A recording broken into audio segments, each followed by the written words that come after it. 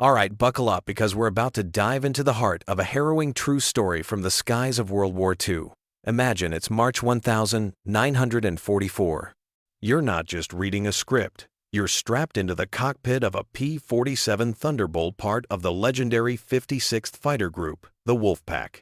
Your latest mission, a brutal deep strike escort into Germany, is finally over. And now, with fuel running low, you're looking for targets of opportunity on the long flight home. Below a Luftwaffe airfield sprawls its runways, a tempting stretch, bristling with parked Messerschmitts and Focke-Wulfs sitting like ducks begging for a bullet. Your flight leader's voice crackles. "Wolfpack tally-ho! Let's hit 'em!" and you push the stick forward, rolling into a screaming dive. Every instinct, every hour of training back in England tells you to line up on that runway from the east, the prevailing wind at your back, maximizing your strafing run. But as you commit, the world explodes. Tracers arc upwards. A hellish curtain of lead and fire. Flak erupts so thick you can practically walk on it. A sickening flash and your wingman just feet away takes a direct hit. Black smoke streams from his engine as he peels off, a silent prayer escaping your lips. You're committed now, hurtling earthward at 300 miles an hour. But this isn't an ambush. This is a trap. Every single gun emplacement on that field knew exactly where you'd come from. They were waiting. You hammer the triggers, seeing your 50 calories round spark off a BF-109. But your Thunderbolt shudders under a barrage of hits. 20mm shells tear through your wing, the airframe groaning in protest. You pull up hard, adrenaline masking the damage, and somehow, by sheer grit, nurse your shot-up fighter back across the channel. This wasn't a fluke. This was the grim reality for American fighter pilots throughout late 1943 and early 1944. Strafing missions had become suicide runs with casualty rates that made bomber crews wince. The problem wasn't a lack of courage or pilot skill or even the formidable German guns themselves. The problem was far more insidious. The problem was predictability. Before we unveil how one brilliant mind shattered that predictability, make sure to hit that like button, subscribe for more untold stories, and share this with fellow history buffs. Because the tactical revolution that followed changed air warfare. Forever, American pilots were following textbook attack patterns that the Luftwaffe had long since figured out. Every airfield in occupied Europe was designed with prevailing westerly winds in mind. Aircraft took off and landed heading east into the wind.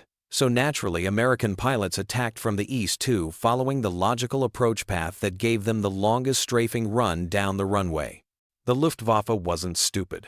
German anti-aircraft crews positioned their guns exactly where they do the most damage, concentrated on the eastern approaches. Every 20mm quad mount, every 30cm flak gun, every machine gun nest was sighted in on the predictable avenue of attack. When American fighters came screaming in from the east, they were flying into a pre-registered kill zone where German gunners had already calculated range deflection and firing solutions. It was like running into a meat grinder that had been specifically designed to chew up American fighters. The loss rates told the brutal story.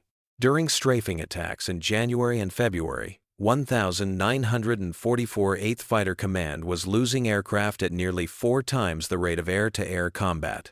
Pilots who'd survived months of dogfighting against the Luftwaffe's best were getting shot down by gunners who never even saw their faces.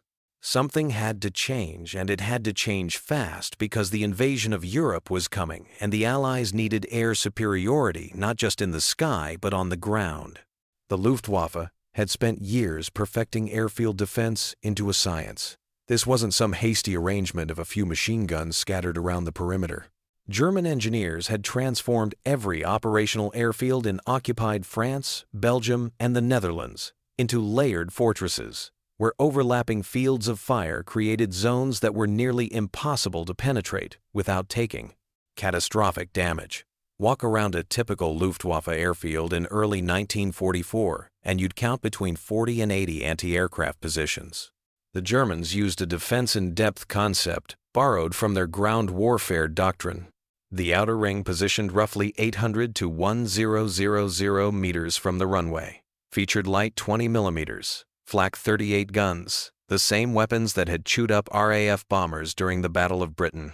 These fired 120 rounds per minute and were specifically positioned to engage attacking aircraft during their approach run before they could line up for their strafing pass.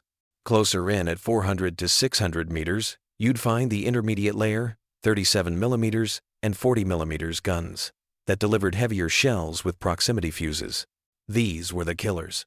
A single 37 millimeters round could tear the wing off a P-47 Thunderbolt or snap the tail section clean off a P-51 Mustang. German crews trained constantly on tracking fast-moving targets, and they were good at it. Survivors from strafing runs reported seeing these medium guns, tracking them with terrifying precision, the barrels swiveling to follow their flight path as they dove in. The inner ring was perhaps the most dangerous of all. Quad-mounted 20 millimeters guns positioned directly alongside the runway approaches could pump out nearly 500 rounds per minute per mount. At distances under 300 meters, these weapons didn't need to be particularly accurate. They just hosed the sky with so much metal that anything flying through their fire cone was statistically doomed. German gunners called this the Feuerwand, the firewall. But the real genius of the Luftwaffe's defensive system wasn't just the guns themselves. It was how they were positioned, based on operational reality. German airfield commanders knew their own aircraft took off and landed heading east into the prevailing westerly winds. They knew attacking fighters would follow the same approach vector to maximize their time on target, so they stacked their defensive firepower on the eastern approaches like a fortress wall. Every gun position had pre-calculated firing solutions for targets coming from specific compass headings. Gunners didn't have to guess. They'd fired practice rounds at those exact angles hundreds of times.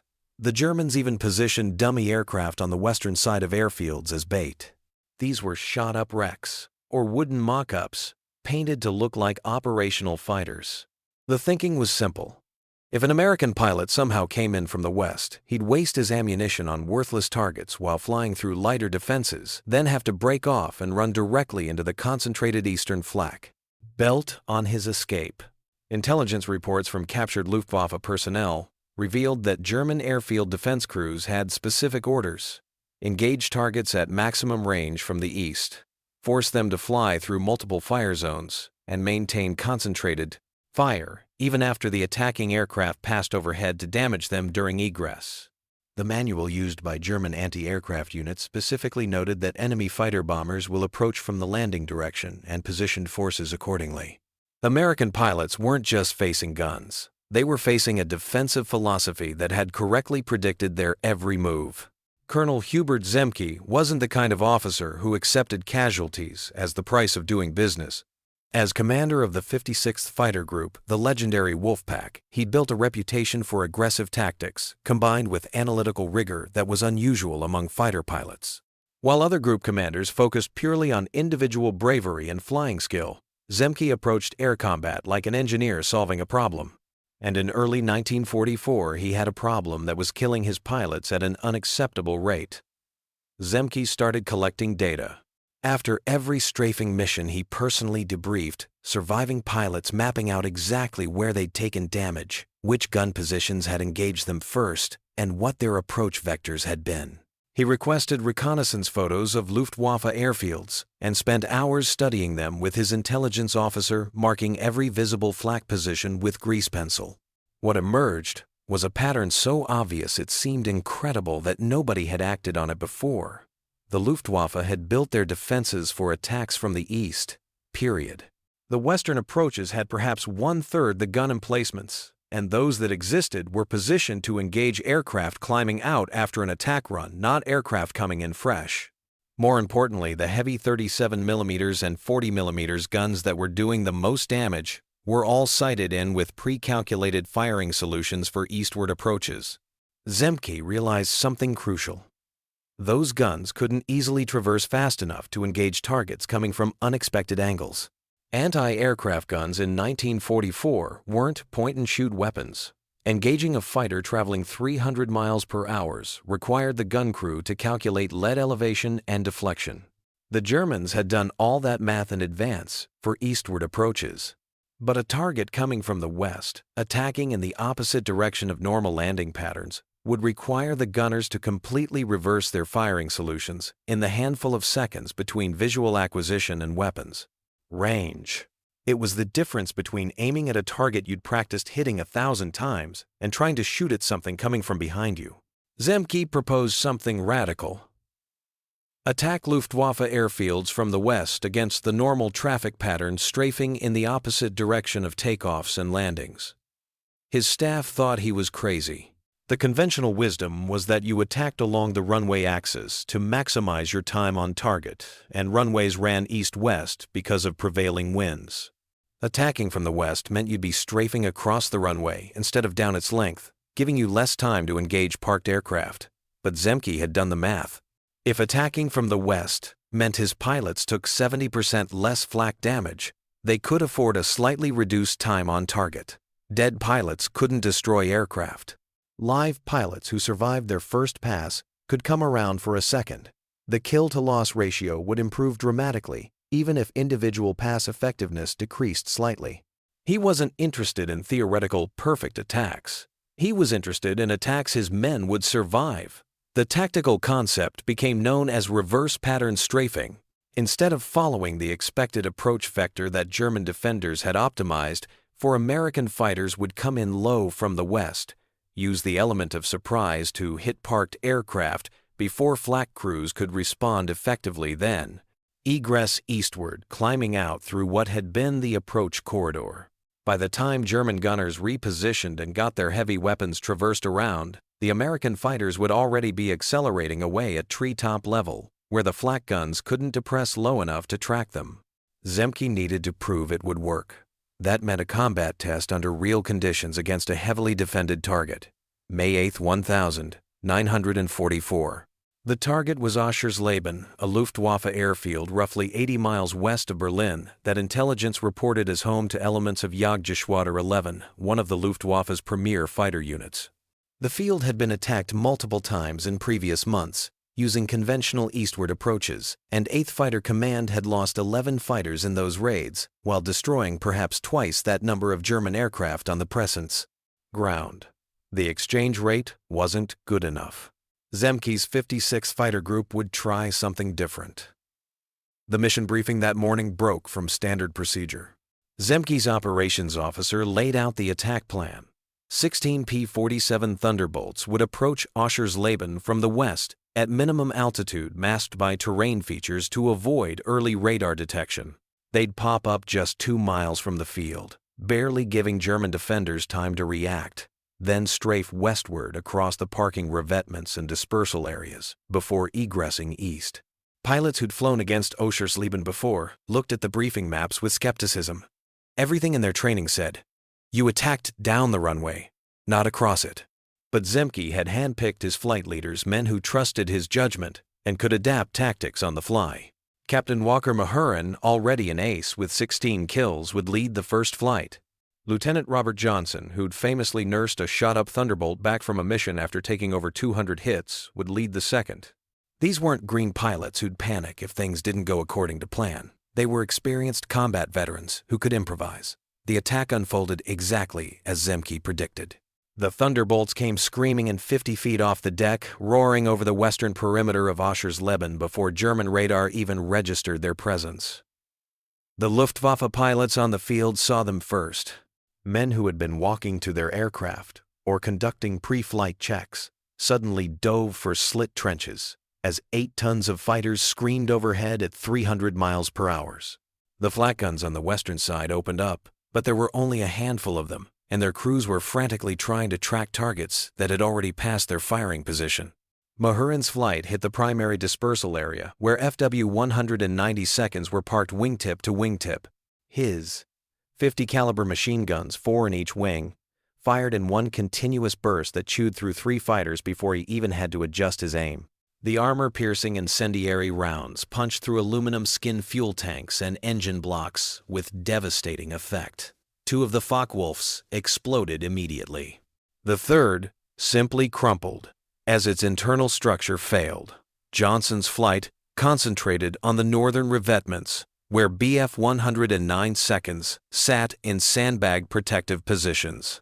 The reverse approach meant they were hitting these positions from the rear quarter, exactly where the Germans hadn't reinforced them. The sandbag walls that were supposed to protect the fighters from frontal attacks were useless against fire coming from behind. Johnson personally destroyed 4 Me-109 seconds in a single 5-second burst. The German flak crews were in chaos. The heavy 37mm guns on the eastern side were positioned to engage aircraft coming toward them, not aircraft that were already overhead and moving away.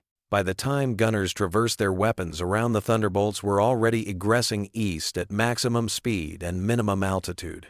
A few bursts of light flak followed them out, but the concentrated, devastating fire that had characterized previous attacks never materialized. The firewall had a fatal gap, and Zemke's pilots had flown straight through it. The results stunned 8th Fighter Command. The 56th destroyed 23 German aircraft on the ground at Oschersleben, more than twice the typical haul from previous raids. More importantly, all 16 attacking Thunderbolts returned to base. A few had minor flak damage, but nothing serious. 0 losses 0, for a strafing mission against a heavily defended target that was unheard of. The success at Oschersleben wasn't just about surprising the Germans once. Zemke and his intelligence staff realized they'd exposed a fundamental weakness in Luftwaffe airfield defense that couldn't be easily fixed. The problem was rooted in physics engineering limitations and the operational realities of how airfields actually functioned. Understanding why reverse pattern attacks worked so devastatingly well requires looking at what happened in those critical 15 seconds when American fighters appeared over the horizon. German flak guns weren't autonomous systems. Each weapon required a crew of 4 to 6 men working in coordination, a commander calling out target bearings, loaders feeding ammunition, gunners traversing the weapon and adjusting elevation, and spotters tracking the targets.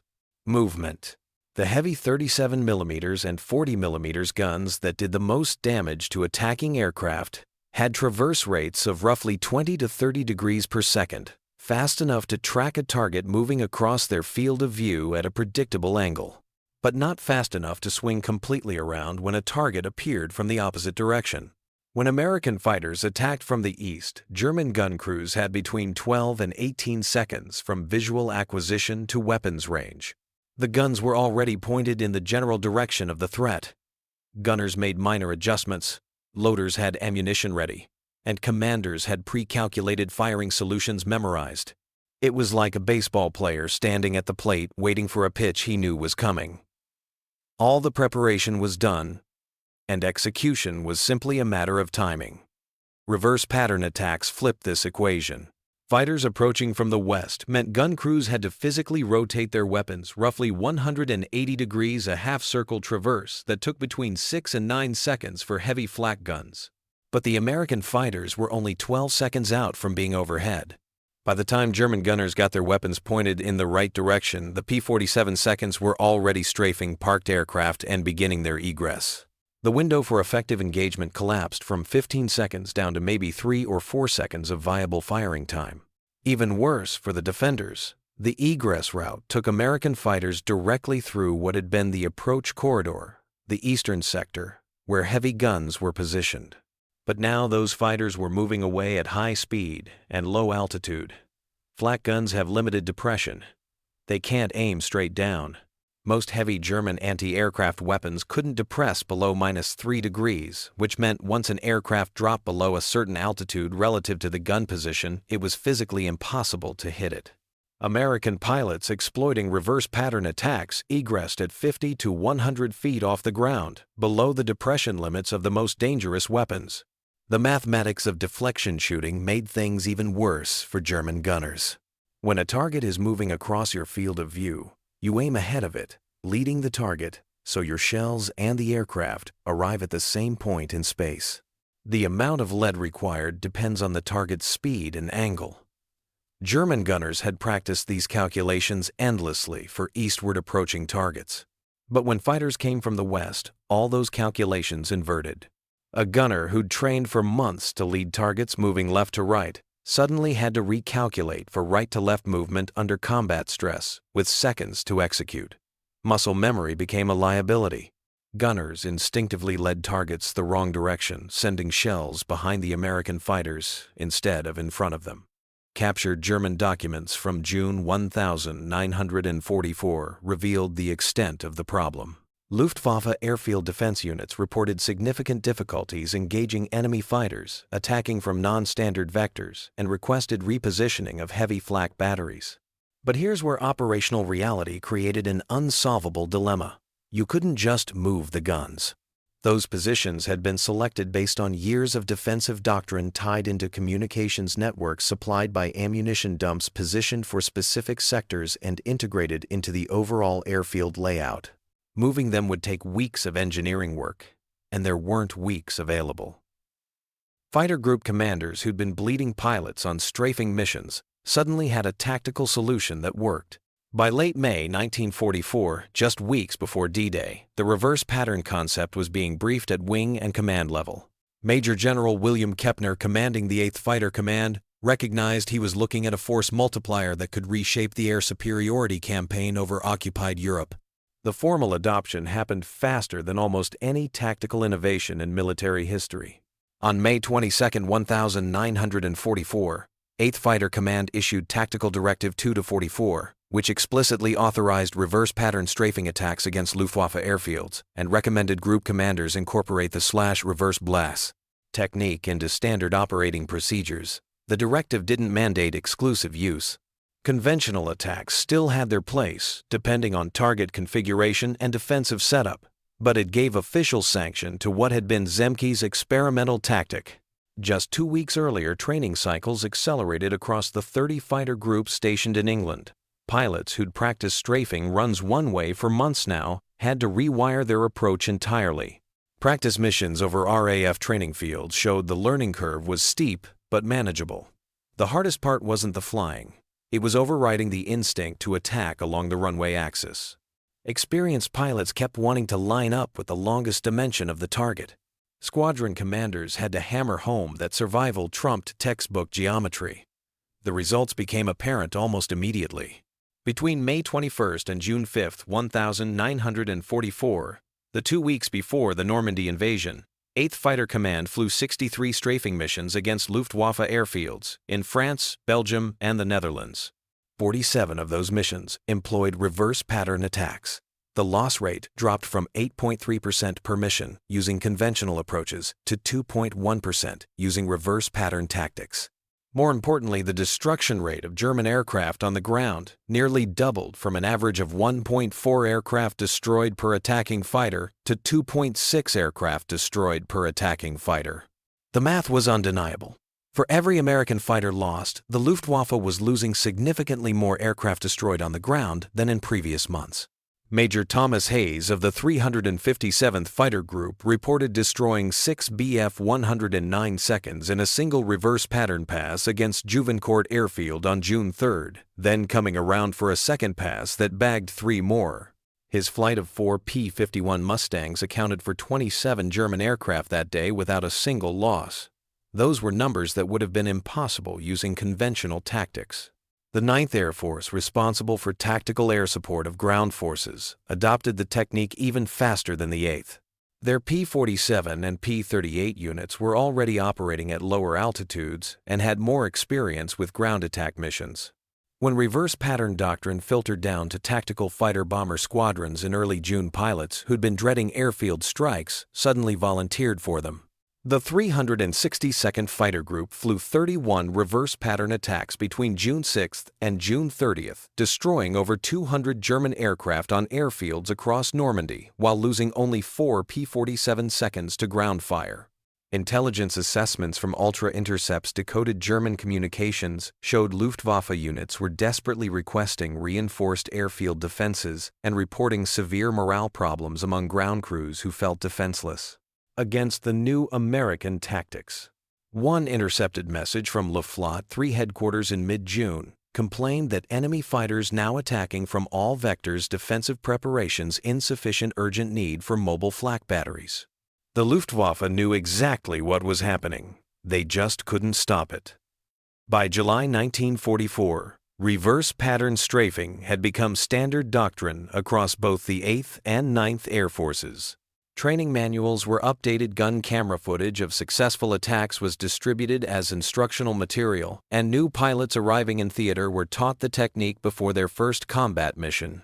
What had started as one colonel's analytical approach to a tactical problem had become institutionalized across the entire American fighter force in Europe in less than 2 months. The Luftwaffe wasn't sitting idle while American fighters shredded their airfields. German commanders recognized the threat immediately and began implementing countermeasures as fast as wartime logistics would allow. The problem was that every solution ran headlong into constraints that couldn't be overcome: resource shortages, time pressure, and the fundamental physics of airfield defense. The Americans had found a crack in the armor, and it turned out that crack was actually a structural flaw. The first German response was exactly what you'd expect: reposition the flak guns to cover western approaches. In late May and early June, 1,944 Luftwaffe airfield defense units received orders to redistribute their anti-aircraft weapons into more balanced perimeters. Heavy 37mm and 40mm guns that had been concentrated on eastern sectors were to be moved to create overlapping fields of fire from all compass directions. On paper, it was a reasonable solution. In practice, it was a logistical nightmare. Moving a heavy flak position wasn't like relocating a machine gun nest. Each 30mm flak 43 weighed over 40 pounds with its mount and required a concrete foundation or heavily reinforced earthworks to handle the recoil forces. The electrical targeting systems, ammunition, storage bunkers, communications lines, and crew shelters all had to be rebuilt from scratch. Engineering units estimated 6 to 8 weeks per position to properly relocate and re-zero the weapons. The Luftwaffe didn't have 6 weeks. The invasion was already underway, and American fighters were hitting airfields daily. Some airfield commanders tried expedient solutions, positioning guns on temporary mounts without proper foundations. These installations had severe limitations. Without stable platforms, accuracy degraded significantly. The recoil from rapid fire would shift the entire gun position, throwing off targeting. Crews reported jamming issues and mechanical failures from the vibrations. A hastily emplaced flak gun might get off a few bursts, but it wouldn't deliver the concentrated, accurate fire that made German airfield defenses so lethal in the first place. The Luftwaffe tried deploying mobile flak batteries, truck-mounted 20mm guns that could reposition quickly in response to attack directions. These showed up on reconnaissance photos by mid-June, usually positioned on roads around airfield perimeters where they could move to threatened sectors. American pilots adapted within days. Instead of single-direction attacks, flights began hitting airfields from multiple vectors simultaneously. 4-ship flights would split into 2 elements, attacking from opposite directions, forcing the mobile flak to choose which threat to engage, while the other element strafed unmolested. The mobile guns couldn't be in 2 places at once. German engineers proposed redesigning airfield layouts entirely, creating circular dispersal patterns where defensive positions would have equal fields of fire in all directions. Luftwaffe headquarters actually approved this plan in July 1944 and allocated resources to rebuild 6 major airfields in France, according to the new specifications. 3 weeks later, all 6 airfields were in Allied hands following the Normandy breakout. The defensive redesigns never got past the blueprint stage. The Luftwaffe also attempted deception tactics. They created dummy flak positions on western approaches, sandbag emplacements with logs painted to look like gun barrels, hoping American pilots would avoid these sectors or waste time evading non-existent threats. Ultra intercepts revealed this strategy in early July, and the 8th Fighter Command simply instructed pilots to ignore suspected dummy positions unless they saw actual muzzle flashes. The deception lasted less than 2 weeks before pilots learned to distinguish real from fake.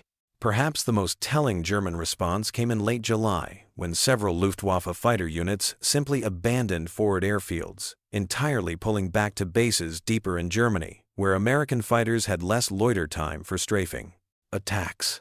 This wasn't a tactical adjustment. It was an admission of defeat. By retreating eastward, the Luftwaffe gave up operational flexibility and response time, ceding air superiority over the battlefield to preserve their aircraft. Allied intelligence noted that some German fighter groups were flying combat missions from airfields over 200 miles from the front lines, burning precious fuel just to reach the battle area. The core problem was that airfields are fundamentally defensive liabilities. You can't hide them, you can't move them, and they require predictable approach and departure patterns based on wind and weather. Once the Americans demonstrated that attacking against the standard pattern worked, there was no countermeasure that didn't involve rebuilding the entire defensive infrastructure from scratch. The Luftwaffe didn't have the time, resources, or breathing room to make that happen while fighting a two-front war. The reverse pattern strafing technique didn't die with World War II. What Colonel Zemke and his pilots pioneered over Luftwaffe Airfields in 1944 became foundational doctrine that echoes through military aviation to this day. The core principle: attack from the direction your enemy least expects, by exploiting their operational assumptions, transcended the specific tactical problem and became a case study taught at every major air warfare institution in the world. In the immediate post-war period, the newly formed United States Air Force codified reverse pattern attacks into formal ground attack doctrine. The 1949 Manual for Fighter-Bomber Operations dedicated an entire chapter to non-standard approach vectors for suppression of enemy air defenses, which was essentially Zemke's concept with bureaucratic language wrapped around it. Pilots training for the Korean War studied gun camera footage from 1,944 strafing runs as examples of how to survive in heavily defended airspace. Korea proved the technique's relevance in the jet age. When F-80 Shooting Stars and F-84 Thunderjets began hitting North Korean and Chinese airfields in 1951, they faced defense networks remarkably similar to what the Luftwaffe had employed: layered anti-aircraft guns positioned to defend against standard approach patterns. American pilots applied reverse pattern tactics, almost instinctively attacking airfields from unexpected vectors that caught defenders positioned for conventional attacks. The loss rates for airfield strikes in Korea were significantly lower than strategic planners had predicted, largely because the institutional memory of what worked in Europe carried forward. The Soviet Union took notice. After studying American tactics in Korea, Soviet military aviation theorists completely redesigned their airfield defense doctrine. In the mid-1950s, new Soviet air defense manuals mandated 360-degree coverage with overlapping fire zones, specifically citing American variable vector attacks as the threat model. When American reconnaissance aircraft photographed Soviet airfields in the late 1950s, the circular defensive layouts were immediately recognizable as direct responses to what Zemke had pioneered 15 years earlier. Vietnam brought another evolution. Surface-to-air missiles had largely replaced flak guns by the 1962, but the fundamental problem remained. Defenders positioned their weapons based on expected attack patterns. American Wild Weasel missions, specialized aircraft that suppressed enemy air defenses, employed tactics directly descended from reverse pattern doctrine. Instead of approaching targets along the most logical vectors, Wild Weasel crews deliberately flew unpredictable routes that forced North Vietnamese missile operators to constantly reposition and recalculate, degrading their effectiveness. Modern stealth technology takes the concept even further. Aircraft like the F-22 and F-35 are designed with radar cross-sections that vary dramatically depending on viewing angle. Doctrine for employing these aircraft emphasizes attacking from axes where enemy radar coverage is weakest, essentially a high-tech version of hitting Luftwaffe airfields from the west instead of the east. The principle scales from visual range gunfights to beyond visual range missile combat. The Israeli Air Force studied reverse pattern tactics extensively and applied them during the 1967 Six-Day War. When Israeli fighters destroyed the Egyptian Air Force on the ground in a series of devastating strikes on June 5, 1967, they attacked from the Mediterranean, approaching from the north and west over water where Egyptian radar coverage was thinnest and defensive positions were lightest. Egyptian airfields had been designed with defenses concentrated against threats from the east where Israel was actually located. The Israelis exploited that assumption exactly as Zemke had exploited German assumptions 23 years earlier. Today, the United States Air Force Weapons School at Nellis Air Force Base teaches reverse pattern concepts as part of the Suppression of Enemy Air Defenses said curriculum. Students study the Oschersleben raid as a historical example of tactical innovation under combat pressure. The specific techniques have evolved. Modern aircraft use electronic warfare standoff weapons and network-centric coordination that didn't exist in 1944. But the underlying principle remains unchanged. Identify your enemy's assumptions about how you'll attack, then do something else. What makes the reverse pattern story remarkable isn't just that it worked. It's that one officer with a calculator and reconnaissance photos identified a problem, developed a solution, tested it under combat conditions, and changed operational doctrine across an entire theater of war in less than 8 weeks. In an era when military bureaucracies are often criticized for slow adaptation, Zemke's innovation stands as proof that good ideas can move fast when lives are on the line. The Luftwaffe spent years building airfield defenses optimized for one threat model. Zemke spent weeks proving that model wrong, and the ripples from that insight are still visible in how modern air forces approach ground attack missions 80 years later.